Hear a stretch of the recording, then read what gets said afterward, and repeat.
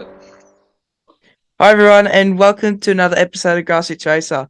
Tonight's show will be the last guest of 2022, but make sure to keep an eye out for the Christmas bloopers special next week. Sorry to all the previous guests out there, but yes, I will be exposing you and myself. And then the highlights will be around New Year's, with some of my favorite moments from the second half of the year. And hopefully tonight we might be able to add some clips in. But I'm super excited to speak to my last interview for the year. He is he has such a great personality and he's a great inspiration to any grassroots racer in how he runs his team and how he goes about his racing. He's driven a variety of cars on dirt, bitumen over the years, and he's been competing in one of my favorite categories, the Aussie Racing Cars series. So to find out more about his motorsport journey, I welcome Cody McKay to the show. How are you Well, tonight, thank you Cody? for thank you for having me. That was a Yep. pretty good introduction there. I'll, Yeah. I'll need to keep you around as my personal introductee when I go to events and everything. So, but I'm Yeah. doing pretty good. Yeah. Every time you meet someone, I can just do that intro for you. There you go. I'll pay. I'll send me an invoice. We'll get it sorted out, mate. Rightio. I'd like to start You're off right. asking the person I'm interviewing where it all began. So, how did you get involved in motorsport? Yeah, so motorsport has been one of those things that I've been kind of forced into without knowing. My family or a lot of my family who grew up as car nuts. My uncle was a drag racer and my dad did up cars in his shed and everything like that. So we really were surrounded around the whole car culture from a really young age. And as you can imagine, when you grow up around those things, you want to follow in your father's and your uncles and your friends' footsteps. And that's how it landed me to here. Yeah, that's actually a great. It's more of a different way to start off I guess, your motorsport journey because lots of other people, start in different directions. Some find their own way, kind of like myself. Some people have different routes. So that's a pretty, cool way to get into it. But it also would have been very cool building an EH Holden with your dad. Does he still have the car? Yeah, so we've actually still got it. Unfortunately, at this stage, it is in storage because my racing and my business has taken more of my focus at the moment.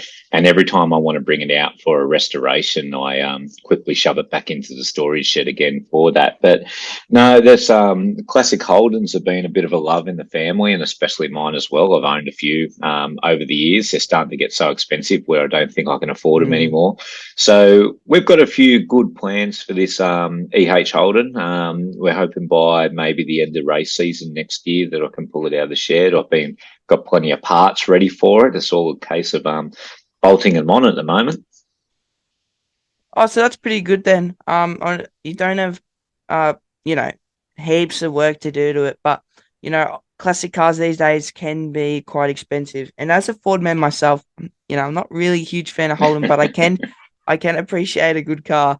But yeah, I also do have similar experiences. With my dad, he's grown up helping me build my race car, and I've helped work on, some cars that he has to maintenance or needs things to Yeah, do on. He's taught me how to do it. So I have a similar experience. it's pretty cool. I like that. Yeah. And, did you get started in go karting at all? Yeah, so we kind of came off a little bit of a different path. I remember, I think it was we were about 10 or 11 years old when my dad bought me and a brother a go kart that we had to share at the racetrack. So, money wasn't a massive thing in the family. We were all a hardworking family. Mum and dad owned their own small businesses, but we just never had the funds or the time that, dad could take us to all the racetracks as much as possible.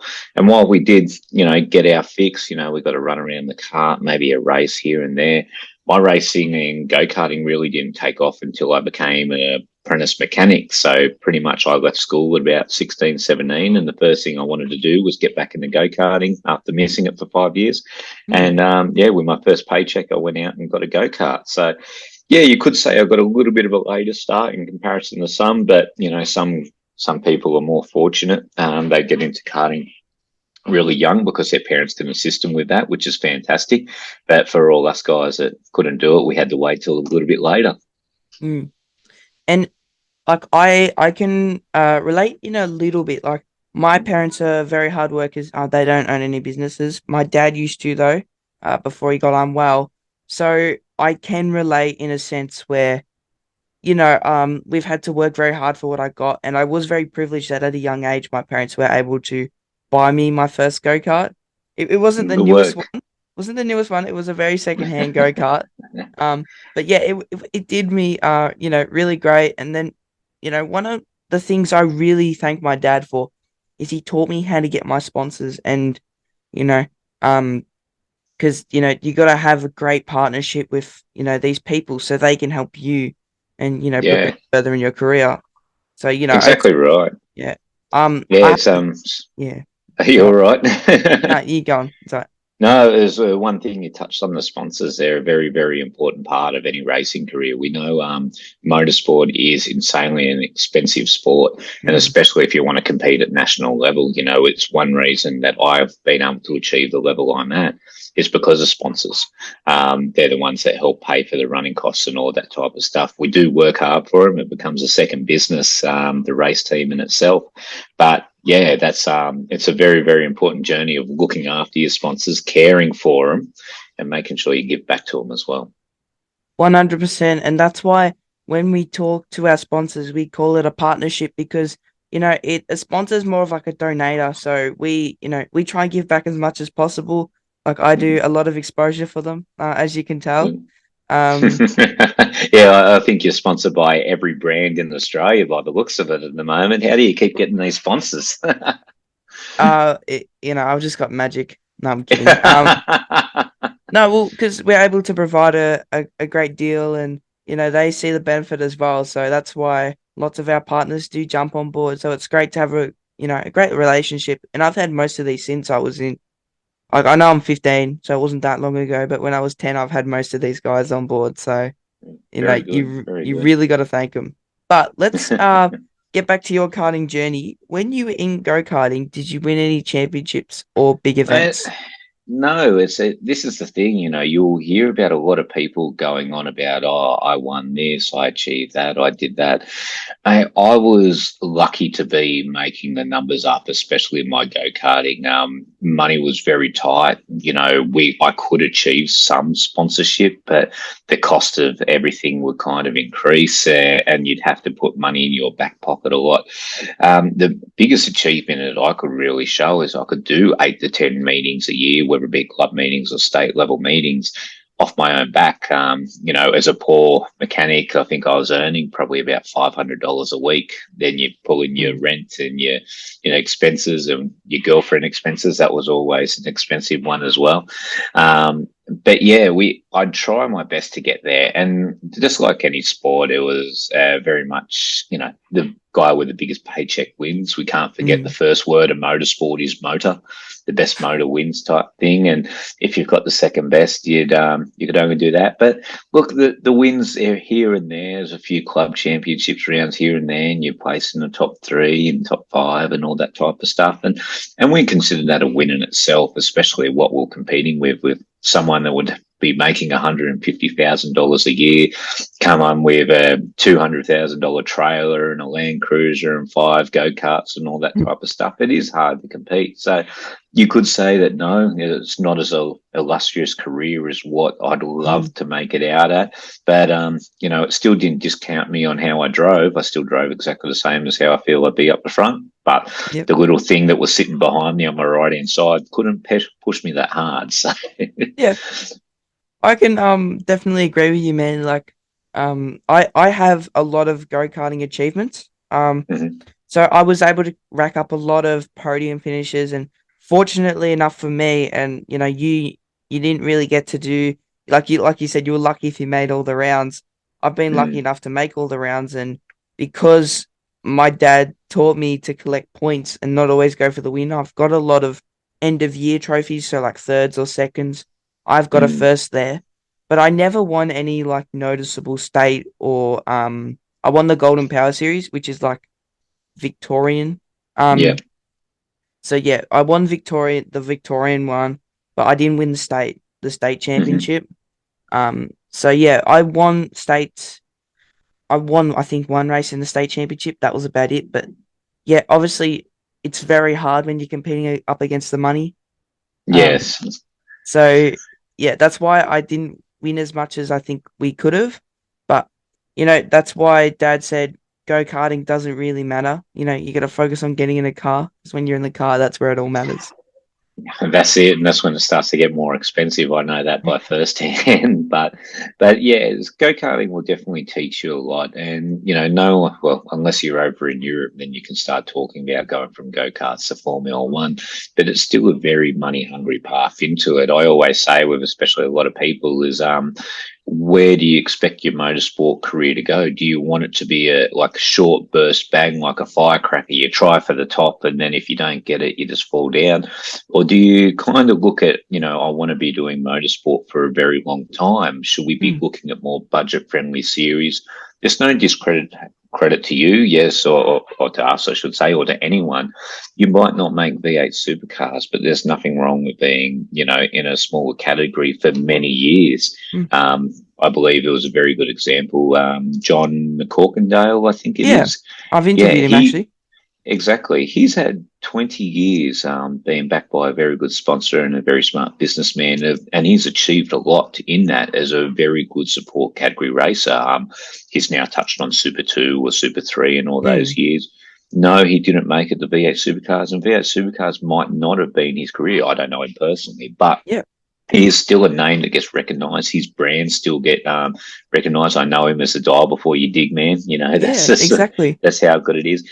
But you can say 20 years in a racing career is a pretty good innings from anyone. So yeah, you should never discredit yourself from not reaching the top. It's still money hungry up there. You still got to pay your way. But would you rather spend $1 million on half the season with V8 supercars, or $1 million over 15 seasons of great racing and great experiences? Yeah. Just quickly touching on the John McCorkindale thing, I actually have an interesting stat.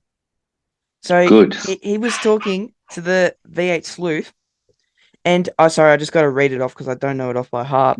Right. But 248 laps were scheduled for Super 2, 84 were under safety car, and 71 laps were cancelled.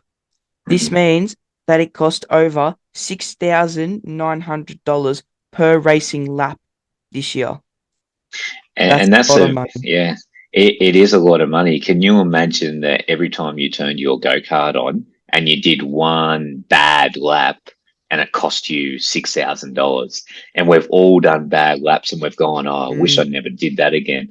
But the last thing you think of is how much it actually cost you. That's when you start being scared of it. But it is a reality of, if you're going to be a support category for a national series, even with the TCR stuff and that, we've had previous rounds where we stepped away from supercars for one round, and we got 2 sessions cancelled.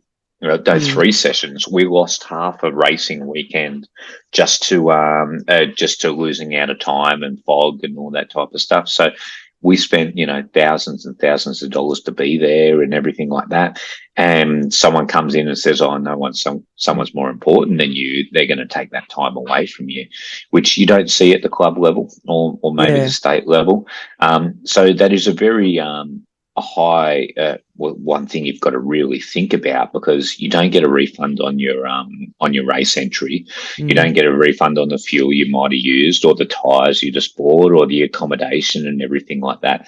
So it is a risk, but the best thing is, and I know it, Aussie Racing Cars do everything possible to keep that flag going. They want it green laps. It's nearly had to be half the grids parked on the corner for them to slow the race down and put a yellow flag out and maybe a safety car. So that's why we like racing with them. Yeah, we do know racing is very hard. And when you were talking before about what your end goal would be, I think I actually have an answer for that. So if you had asked me 4 or 5 years ago, I would have said Formula One. But now I've experienced what it's like. When you step out of cars, I've matured and I've realized that Formula One would still be possible, but I would have to go to Europe tomorrow and I'd have to find millions of dollars, and it'd be very hard, but not impossible. So I think personally, I'd like to end up racing in motorsport my whole life, or most of my life. And I would love to get paid to do it, but I don't think I ever would. But yeah, I'd love to race my whole life.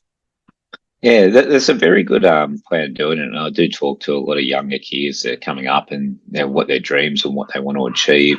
And it is a difficult thing. And motorsport's not like any other sport. It is a sport that money wins. And this is because the sport was always designed this way. You know, motorsport became about because one major car manufacturer designed the car and then some other major manufacturer designed another one. So they started racing with each other. So you're talking multi-million-dollar companies back in the 1900s that are competing against each other. It wasn't, you know, a couple of farm boys that made an engine and went and had a go at it. But if you want to be smart about it, you've got to play the professionals game. You'll notice that if you go around the pits, and this is one thing that really blew me away as well at a test day I did not so long ago. There was a lot of expensive machinery, classic V8 supercars, radicals, you know, even current spec supercars and all that type of stuff. And as every driver got out of their car and jumped out of to the back of the pits, the first thing they did was they got on their phone. And they were starting to talk to clients, customers, employees, workers, because they were running a business. Because these are the type of professionals that hang around in motorsport fields. The exact same as what you could say with golf courses and that. It's very expensive to take up golf. You know, you can do it on the cheap, but you can also do it, you know, the Australia Club's golf course and stuff like that, where it's $20,000 or $30,000 a year to be a member. Even cheap golf courses are nearly $5,000 a year. So if you start thinking about that, it becomes more of a businessman's and a professional's game. You know, Lance Stroll didn't get to Formula One on his talent. He got there because of his money. And I guarantee half the grid on F1 got there because of their money. Yep. So you play within your tax bracket was what I like to say. No matter how many people say this, Lewis Hamilton, he actually didn't make it with no money. Yeah, he was he's a very gifted driver. Yes. And he was helped out. He was helped out quite a bit, which was a fantastic. I believe it was McLaren that were doing a youth program, very, very similar to how Red Bull did their program as well.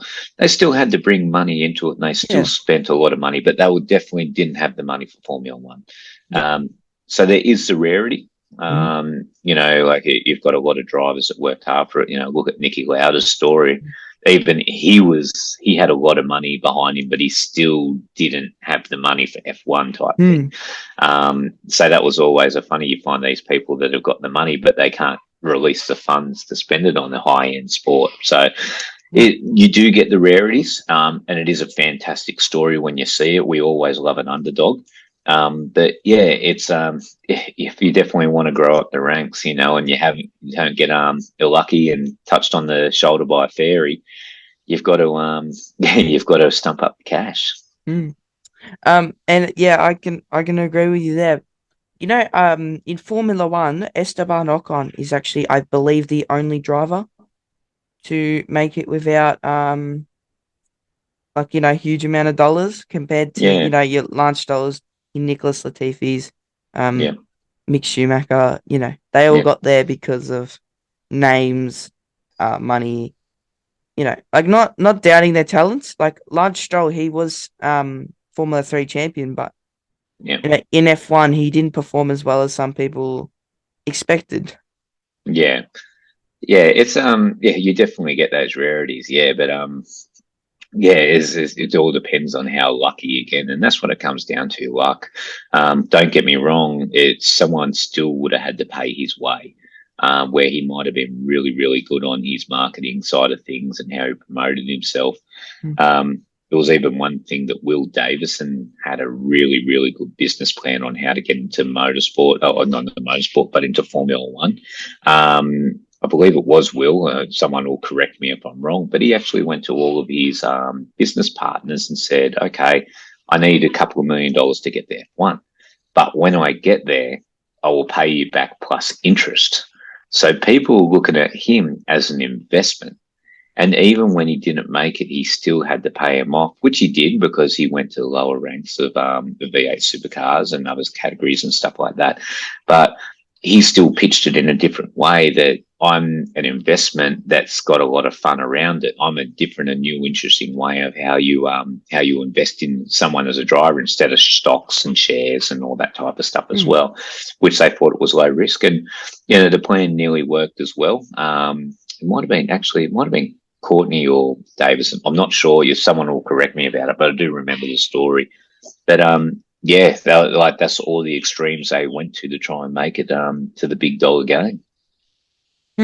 And there's obviously a different variety of people who try different things. Like you could say Craig Lowndes, he was struck unlucky. Being paired up with Montoya, that's it's been unfortunate. It is very unfortunate, but you look at that story as well, and if anyone's met Craig, which I have a couple of times now, he's a very down-to-centre, very nice Australian guy.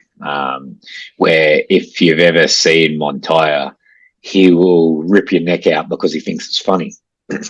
And that's one thing that he really pushed forward through.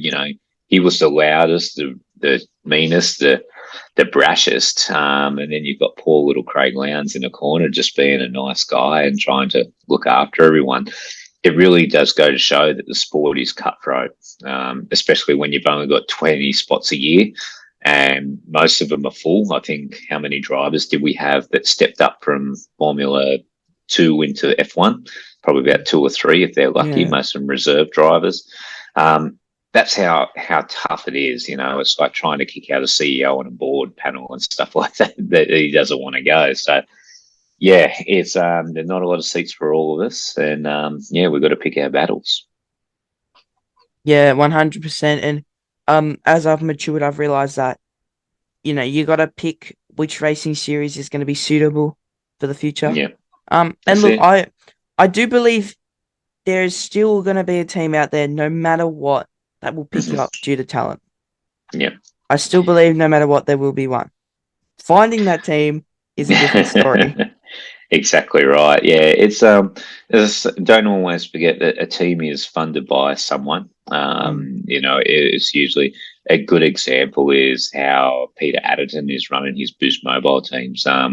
We all look at that because we all, as much as he's very vocal on what he does, he definitely gives people an opportunity that they would never have had. Which is a rarity because he's happy to pay for that. He's got enough money. What's a couple of million to him? He's probably sleeps on beds full of millions of dollars. I don't know what his sleeping arrangements are, but you've always got some people that do that where they can happy to spend money on that way. And then you've got the others that are literally running a business. They need that sport and they need the driver's income so they can fund the team to keep them going, so they can fund their income. You look at the Brad Jones Racing and all that type of stuff. That's his job. He needs to be paid some way, and by drivers' monies and sponsors' monies and by the recce licenses as well. That's how they get it. So that's why it kind of gets a bit cutthroat because you're literally taking the steak off the plate. No, 100%. And Brad Jones and Tim Edwards do have a bit of a hard time considering, unfortunately, because they both have the most cars on the grid, they get involved in the most accidents. Yeah, that's it. But how do you believe that they could overcome that issue? Do you think there is a way or not really? Yeah, it's very difficult. It's always an easy way of running out the front and you get involved in less accidents until you lap the car behind you.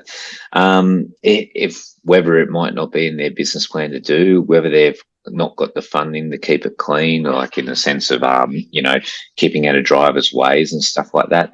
It's a very risk high sport. So, maybe one way of doing it is to run up the back and run around by yourself. I've seen many drivers do it and they're just there for the thrill and experience.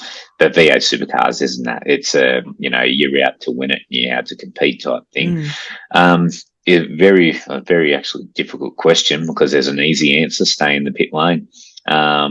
But a very hard answer, spend a lot more money on engines developments and building cars and all that type of stuff and try and get up the front. It's usually when you're in the middle of the pack that you get most of the mess. So, they probably know the answers, but whether they can achieve them with their limits might be the next thing. And I have a question about earlier in that response. You were talking about restrictions and whatnot. I heard that in Aussie Racing Cars, when you win a race or you win a few races, they actually put a restrictor in your engine to try and bring you backward.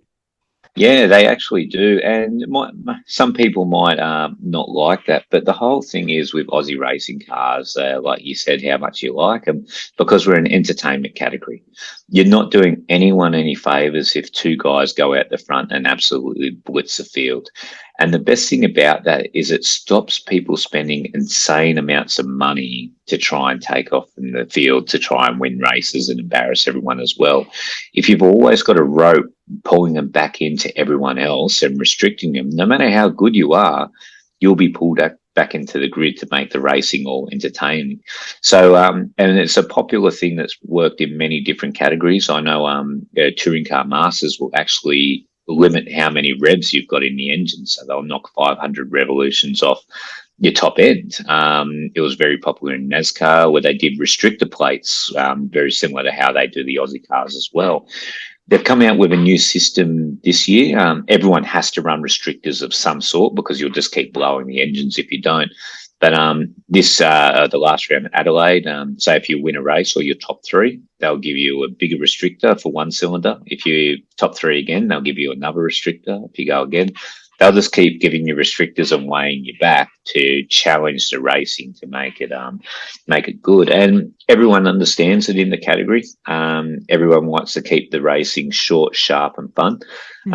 Because at the end of the day, we're trying to sell a product, and that's our racing, and that's our category.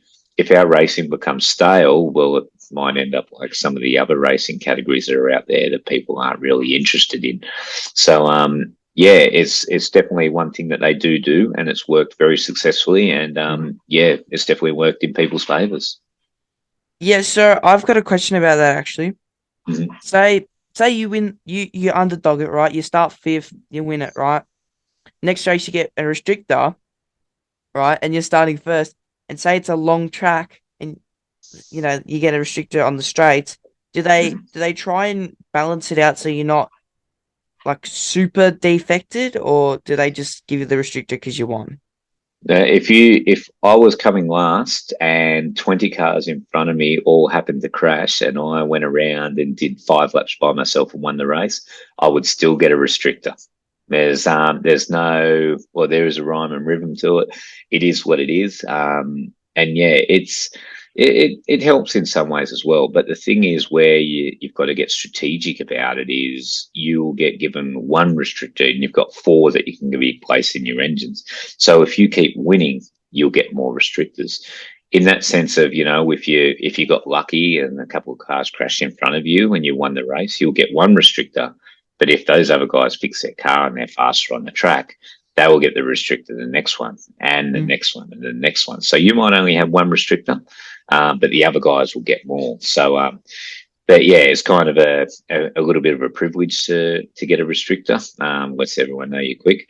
I haven't got there yet. I'm still trying to get a bit more tuning in the engine to get a bit sorted out. But yeah, it definitely helps. No matter what.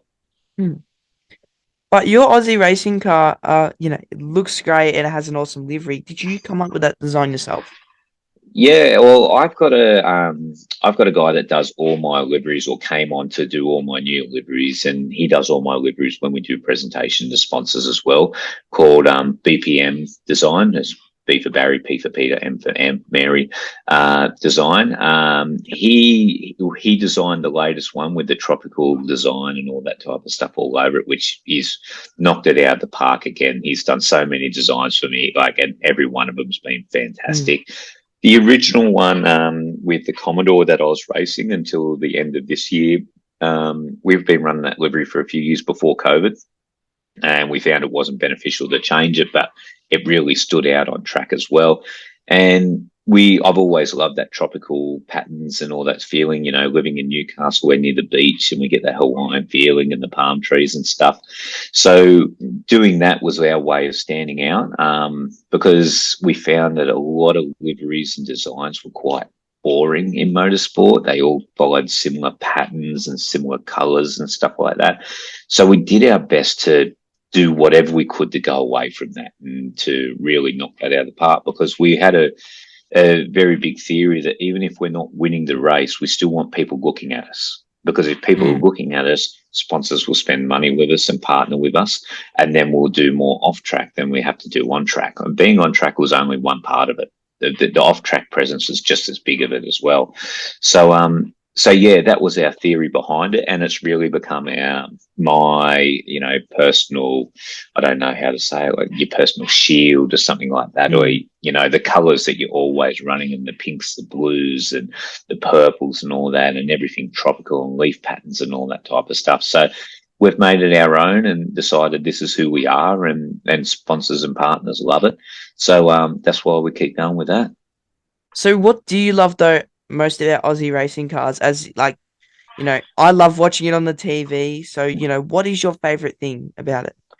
Yeah, so the thing I absolutely love about Aussie racing cars is just how they're difficult to drive. They're a challenge. They're very, very similar to like a shifter kart type thing. So, people from go-karts kind of jump in Aussie cars and do quite well.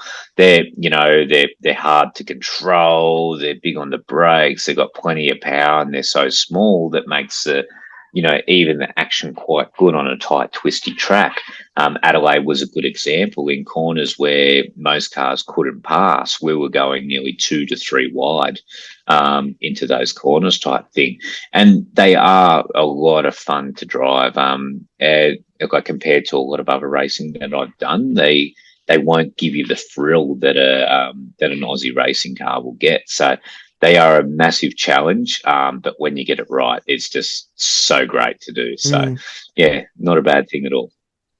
Yeah, I love how small they are because you're able to have just so much fighting on track. Like you're saying, 3 wide. And even if you bump, it's not that bad. It is still bad if you rub, but yeah, I've had a lot of scary bumps at a lot of high speed corners and a lot of high speed straights as well, and you're able to hold on to them all right because they're not too bad. They've got a high grippy tire under them to let them really let them turn when they need to turn. But it makes it really bad when you're in the front because it's impossible to block, but it's really good when you're behind because it's really easy to pass. So that's a great thing about them. What sort of tracks do you race at? Because I know, because you're in Newcastle, you'd have to do a fair bit of traveling. So what tracks do you race at? Yeah, so this we always use Sydney as Sydney Motorsport Park as our testing grounds, and a few of the other tracks around there. It's a real shame that Wakefield was a real good track that we used for testing, but we all know the dramas it's kind of going through at the moment. This year saw us racing at the Bend. It saw us racing at the Adelaide 500. It saw us racing at Bathurst. There was Wakefield, Tasmania, and Symmons Plains, Eastern Creek again.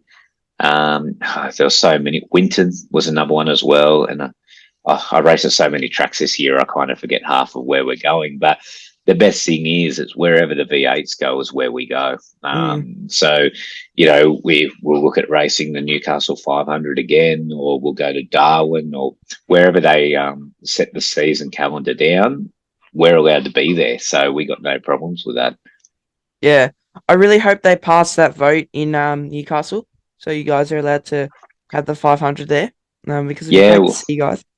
Yeah, well, they're going to be racing there next year, so that's on. That's not a problem there, and we love it because it's our home track. It really does well for us. But we don't know what's held for the future. We know that Newcastle people do love the event and they're missing the event, so we hope they really extend their contract out another 5 years because I feel like with COVID we just didn't get that chance that we should have. I've only done one of the Newcastle races, and Aussie Cars have only been there twice. So I really want to get a win on my home track before they take it away from us. So you're just gonna do some laps around in your road car, just studying. Well, that's it. I used to say that I held the lap record of the Newcastle circuit before the V8s turned up. So that was because we used to all cruise down there when we were younger. It was a hot spot to hang out on the main straight with your hotted up cars and my old HQ Holdens and stuff like that as well. So yeah, but don't get me wrong, because my workshop's only just down the road from where the Newcastle track is, I will usually go for a road test around the beach area just to see what the track's doing. I think I've done more laps than anyone else in Australia at the moment. So hopefully I do well when we race there soon. Yeah. And I have a quick question. You guys said that you went to Winton. That's normally a tricky and tight track. So what would it be like for you guys? Is it still a very tricky track? A tricky Yeah, track? Yeah. yeah. Well, I've only done testing there before because Winton is a fair way away from us, so it Mm, really has to be an event that we go down there for. But yeah, a lot of the corners around Winton and stuff are very, very tight. Whilst we could squeeze too wide in a lot of the corners, it was a bit scary. So mm, and at a few times, especially coming around the top section and going around into the front section as well, where the track actually gets a lot skinnier. mm, There was a lot of times that I bumped wheels and popped the cars up and had accidents and stuff just with trying to put 2 to 3 cars through one corner. So yeah, it is Winton is one of those really tight tracks. It's a very entertaining mm, and fun track and a good one to get right. But yeah, it definitely is one of those things that's even tight in our cars. mm. So what would be your favorite track in Australia? Um, a very, very good question. I've had a thought about this, and I keep changing my mind a fair bit. Believe it or not, the bend after we raced there was accelerated very highly to the top of my favourite list as well. Um, because of just how amazing the facility is, how much of a challenge as a track is. There's plenty of passing opportunities. It's high speed, and the pit facilities are just awesome. Everyone's looked after. You feel like a celebrity when you're racing there as well. So the Bend got a lot of consideration. Everyone says Bathurst and all that type of stuff, and I always love Bathurst. It's always one of those things, and I always love racing there. Your home track's always your favourite as well. It's very difficult as well. I raced Nürburgring once, and that was the best Oh track I've wow. ever been to. And then I chose other tracks, and I just don't know what to say. Where is my best? Because you kind of love them all. They're kind of like all your children in a type of thing. You can't pick favourites and not like some parents do. You've got to love them all equally for their bad and their good. So yeah, it's a question that we'd have to have a very, very long podcast over about what is better and what is not better to try and knock down a list for it. Maybe we could do that sometime. No. That'd be a good idea. Um, so you said you went to Nürburgring. Have you been to any other tracks overseas? I consider Tasmania overseas, so I have been to Symmons Plains twice. So that's how I say I'm an international race driver because I've been to Tasmania once. Plenty of visiting of tracks, but the Nürburgring was the only one I was able to get onto and hire a car for the day, so I could do a few laps around there. It's always one thing with my racing career. As much as you'd like to be an international racing driver, I have to be thankful that I get to race anything at all. Next year, we'll be going to New Zealand to race at the Hampton Downs circuit, which is a fantastic facility over there. So we're excited to kind of kick off that as well and say we both raced in Australia and New Zealand. But yeah, it's always interesting to hold. There's always offers there to race here and there. And I know I was talking to someone about Silverstone at one stage, but yeah, I think we've got a lot to kind of achieve and try and do in Australia because it's such a hard job to be racing here before we go overseas. And yeah, see how we go from there. So then you'll technically be an international driver when you go to New Yes, Zealand. technically, yes. So I'm technically at the moment. So I Mm. don't give too much explanation when I say I'm an international racing driver. So how did you remember all the like 140 corners of Nürburgring or whatever it is? To say honestly, I didn't. I could remember probably the first 3 quarters of the Mm. track, and then it seemed like the last 10 to 20 corners that I couldn't really remember. But I only got 5 laps of the track as well. Just like any track, when you do it 100, 200 times, you will remember it. Mm.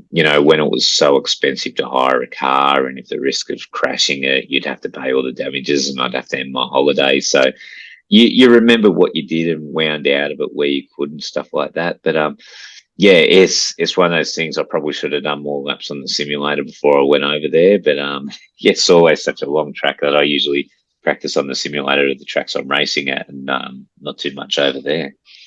Yeah, are you aware of iRacing? Yes, I am. Yeah. I've successfully lost a lot of iRacing races before, so I think in COVID the simulator got a fair few workout. But well, here I've got a very basic rig next to me that's used more for storage than anything else. But Mm. yeah, definitely COVID accelerated my iRacing, and I did a heap of there you go, there's yours there. I did a heap of what you call it, racing through COVID, and I did a heap of simulator racing before I could step in the cars. So I do karts and simulators. Um, but yeah, it's one of those things that once you kind of get back into the car again, then you're working a full time job and you've got to run the race team, and that the simulator kind of gets put to the side a bit. But I'm hoping that over the Christmas break I get to use it a bit more. Yeah. I'll have to jump on sometime and I'll have to show you how horrible I am. Don't worry, I'll be following you. Um, no, but I've raced in Nürburgring on iRacing before. It's good to get your Yep. rating up. Yeah. But yeah, like 3 laps of it was about half an hour, so you did five. Don't guess it was in an LMP, so it would have taken about 10 minutes. Yeah, so and the worst thing is with the Nurburgring, it's becomes a public road. And I was there for the Nurburgring 24-hour race. I went as a spectator. I went to Le Mans 24 hours, and I had a holiday over in Europe and kind of just made it a racing holiday. And the one thing was, it was as soon as they opened it up after the 24-hour Nurburgring, it was just tourist laps. So someone in a taxi or a 40-seater bus could be on the track. You would never know. There was plenty of cars that broke down and had crashes, so you'd have to slow down in certain corners, but you'd have to slow down like you would on the highway, down to 40 k's an hour, drive slowly around them and try and be respectful to them as well. So it did damage the lap in a sense, but you kind of took your sectors and stuff like that, and talked Mm. about how good you were in that sense of thing. But it's also one of those tracks that you to just say you did it is a high enough remark in this country as well, or all the world as well. So I hold that feather in my cap quite high, even if my laps weren't as fantastic. But don't get me wrong, even in the 24 hours of Nürburgring, there's still about 300 cars that are entered, and I guarantee none of them have ever done a clean lap during that race. So that's how I kind of keep myself humble in those senses. Mm. At least you weren't a hero and ended up in the fence. Well, I couldn't afford it, because an actually interesting fact about that, not only have you got to pay your own car expenses, but you have to pay an exorbitant fee for every barrier that you hit. And they won't let you leave the track until you pay the fee to fix the track. So I think they've worked out it's something like €100 per meter of guardrail, and there's 3 guardrails in each meter. And for everyone you hit, there's, €100, 200, 300. So you might be walking out €5,000 for just hitting the guardrail. So I don't think I've ever done that in my racing career, where I run into something and then the clerk of the course run out and said, "We're not leaving until you pay to fix the barrier." But yeah, it's a really big realistic thing in the Nurburgring as well, that is a very high risk. It really hurts you in the wallet if you do stuff up. Well, even if I was just doing tourist laps, I wouldn't be pushing too hard. Oh, go Even for it. What do you got to lose? uh, you wouldn't believe what you could lose. Yeah, I've lost it. Don't worry. And if you had any advice for a 15-year-old using motorsport, what would it be? Um, I'd probably say the best thing is study your business plan and really focus on how to run a business. You are selling yourself the same way as McDonald's sells a cheeseburger, or the supermarket sells, stuff at the deli, or vegetables and stuff like that. You've got to make that attractive to people that want to invest into you. educating yourself on how businesses run, maybe taking learning business skills at high school or doing a business degree and stuff is going to give you a leg up on everyone else, in the sense of when you go to approach people and talk to them, you can relate to them. I know that we can do that successfully because I own and run my own business. So when I'm talking to sponsors, I know how much they could possibly come up to. I know what their figures are like. I know what their marketing plan can ensure. And it's not so much of, everyone's kind of saying, oh, you should do this in racing and all that type of stuff. That'll come if you get the opportunities. But your main focus, and especially like what you're doing now, you're getting your face out there. You're doing podcasts. You're learning as you grow, and as you teach yourself and get more business and marketing orientated through that, that's where you're going to make a successful career about it, because at the end of the day, that's all it is. It's all business people looking at marketing. So why not do them and try and follow in that step. And it is pretty rare these days to race in categories without help from partners or sponsors. And I saw on your website you did a blog a few years back about doing things differently for your sponsors. What sort of things do you do for your sponsors that's different to everyone else? Yeah, so the one thing that we really like to do is activation. So we've got the advantage that we go to a lot of really big events. And to give an example, the Adelaide 500 it had 258,000 people attend over the 4 days, which is crazy numbers. And to put that in comparison, the Abu Dhabi Grand Prix, the final F1 round, had 160,000 people show up in attendance. So when you think of people on the ground, that's one thing that's really amazing.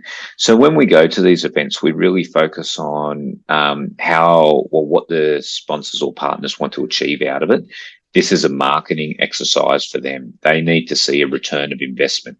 If they want to spend, plucking a figure out of my head, $5,000 with you, they really want to walk away with $10,000 to $15,000 worth of profit from that. So, getting people engaged outside the car, that might be handing them flyers or having a simulator set up and getting people there and around you and talking, so salesmen can then talk to them and offer them products, which is a really interesting way of how we do it as well. I know with the Adelaide race, it was more about our major sponsor wanted to treat it like a Christmas party. So we thought, okay, well, we're going to get them involved in the pits and take them down the pit lane and take them out to dinner. We're going to buy them some really nice tickets for the grandstand so their friends can come there and all that, hang around the pits. We made that an experience for them because that's what they wanted. They treated it like their end of year Christmas party with their friends, and they came back and said they had a really fantastic time. That's what they wanted to achieve. We were able to achieve that product. So the sticker on the car was only one aspect of it. If anything, I've had sponsors that haven't even wanted to put a sticker on a car because I've done something outside of the track, like display days, their store or hot lap experiences, all that type of stuff to get involved. So yeah, when you're really changing it and doing it differently, you've got to think of how are they going to get a return of investment out of it, which is always an important way of how you speak to sponsors. How are they going to get a return of investment? Because other than that, if they don't, it's just a donation. Yep, I agree. And is there anyone you'd like to thank? I'd like to thank whoever's sponsoring me at the time. So it does move and change around, but pretty much there's been so many people that have helped support me from, just in this season, from mechanics to my partner to random people that have just come up and said g'day. All my sponsors that jumped on this year that have helped out in every single way. There was, so I'll try and rattle them off. There was RM Conveyancing, there was Singo's Meat, there's Motor Oils, there's the Jewelry Affair, there's Lamborn Partners. What's the other one? Pacific Petroleum. I'm starting. City Rural Finance. So I've had a lot over this year because people have come and gone as they've selected rounds and all that type of stuff. But really, you kind of spread it out. Every single person has supported me in the smallest way, the biggest way, and I really want to group them all together and say this. Thank you for helping in even the smallest way. And what do you have planned next year Or have you got any surprises planned that you can't talk about yet? No surprises because we've given up all the surprises at the Adelaide round. So, our secret was that we bought a brand new car, to contest the Aussie Racing Car Series in. So we're, we and I are heavily funded and invested into the Aussie Racing Car Series. We now own two cars. I think I've got about 10 race engines and spares coming out of absolutely everywhere. That we've also seen that Aussie Racing Cars is a good career path to follow, or a good consistent career path as well. So we're contesting that with a new car. We're doing a lot of research and development in the off season as well to kind of get that car up and running, which we should have both the cars with another driver running at the Newcastle round, which is very excited to get another driver in for that. We'll also be contesting in the Bathurst 6-hour endurance race. So, with one of the class-winning B2 championship cars as well. So I'm very excited about that, to spend my Easter long weekend out at Bathurst. But yeah, that's the game plan. There's probably a couple of other things that are in the pipeline, maybe smaller things, but those two things are our main focus for next year, which, we want to take home trophies and we want to win and we really want to kick ass. Yeah, that will be the plan for next year. But what are your social media platforms that the viewers can follow your progress into 2023? Yeah, so we're the Facebook and Instagram, Cody McKay Motorsports, CODYMCKAY Motorsports. They're our two most active and popular ones. I'm probably on TikTok and I'm probably on YouTube as well, and I'm probably on something else. So I'm all over the place. We've started doing blogs and all that type, or vlogs, is that what they call them, of all our race meetings as well. I wouldn't even know. Yeah, that's another thing we've thought coming out with to gain our exposure, and we're hoping to launch a bit more TikTok stuff off that as well. So keep an eye out. We've got our Adelaide 500 vlog coming out soon, which gives you a behind the scenes of what it's like to be an Aussie racing car driver at the Adelaide 500 and all the little funny things that we go through. So yeah, they're probably our most popular social media platforms until someone else invents another social media platform that I've got to be a part of. Well, maybe you could join Rumble or something. Apparently, that's becoming popular. I'm getting a lot. I'm a lot older than you, so I'm still remember MySpace. I want to bring that back. So, so it's probably a bit before your age, but yeah, I'm slowly creeping up where I need to. Yeah, well, I really do appreciate you speaking to me tonight, Cody. It's been Not a great problem. having a guest. Well, you're the last guest for this year. You were nearly episode 100, I think, at 95. I would have held out then. You can come back. You can come back when when you win all the rounds of the Aussie racing cars, and you're like, oh yeah, oh, it's so hard winning. I'll make sure to give you the first call. You get the first interview before all the media outlets. Good. That's what I thought.